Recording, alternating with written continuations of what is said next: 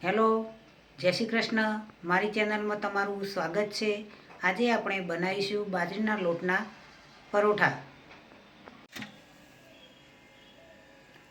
ડુંગળી, ગાજર, કોબીજ, લીલા મરચાં, ટામેટાં, લીંબુ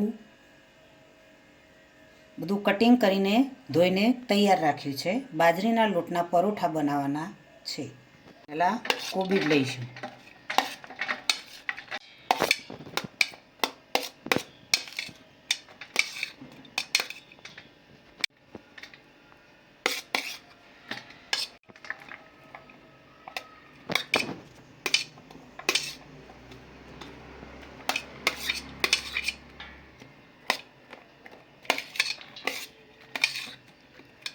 લીલી મેથી અને દાણા,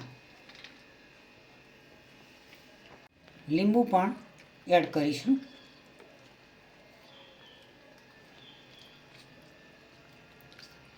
આ રીતે જે બીજ હોય તે હાથની અંદર આવી જાય. હિંગ એડ કરીશું. તલ એડ કરીશું.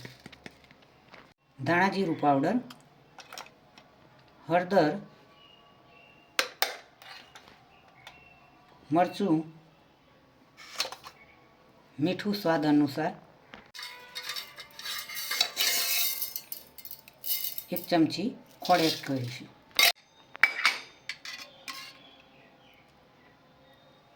તેલ, બાજરીનો લોટ ચાળીને એડ કરીશું. મિક્સ કરી દઈશું.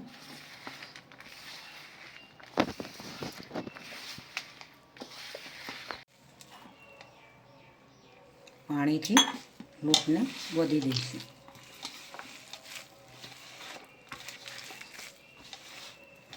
લીલા લસણની, ધાણા અને મરચાંની પેસ્ટ,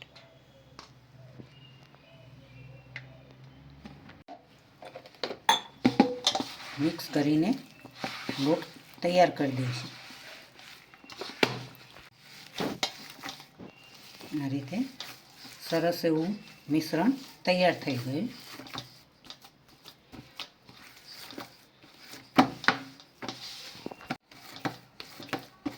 તૈયાર થઈ ગયો. લોટ તૈયાર થઈ ગયો છે. આ રીતે લુવા બનાવ્યા છે. હવે તેને રોટલી ઉપર બનાવવાના છે.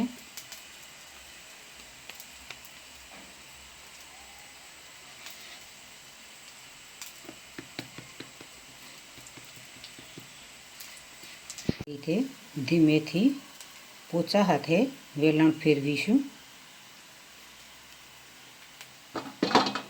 તૈયાર થઈ ગયો છે. હવે તેલ વેડીશું. બંને રીતે ફેરવીશું.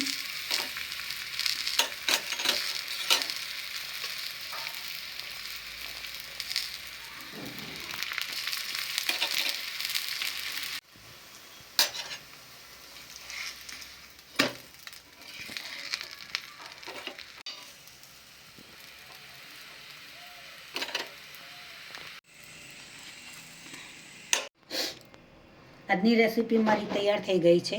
હેલ્ધી પરાઠા, લીલા મસાલાવાળા હેલ્ધી પરાઠા બનાવ્યા છે. જોડે ચટણી છે, મરચું છે, મૂળા છે, કટિંગ કરેલી ડુંગળી છે. દરેકના સાથે હેલ્ધી પરાઠા તમે સરસ રીતે ખાઈ શકો. ખૂબ જ મજા આવે. શિયાળાની ઋતુમાં આવા ગરમા ગરમ હેલ્ધી પરાઠા, લીલા મસાલા, લીલી શાકભાજી અંદર એડ કરીને બનાવીને ખાવાની ખૂબ જ મજા આવે.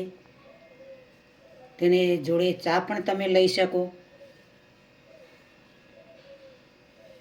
આ રીતે હેલ્ધી પરોઠા અલગ અલગ શાકભાજી નાખીને બનાવીને તમે સવારે પણ ખાઈ શકો, બપોરે પણ ખાઈ શકો. આરામથી ખાઈ શકાય મિત્રો. ચટણી સાથે જોડે ચા હોય, આ રીતે સરસ રૂપાળું સલાડ હોય તો પણ ખાવાની ખૂબ મજા આવે.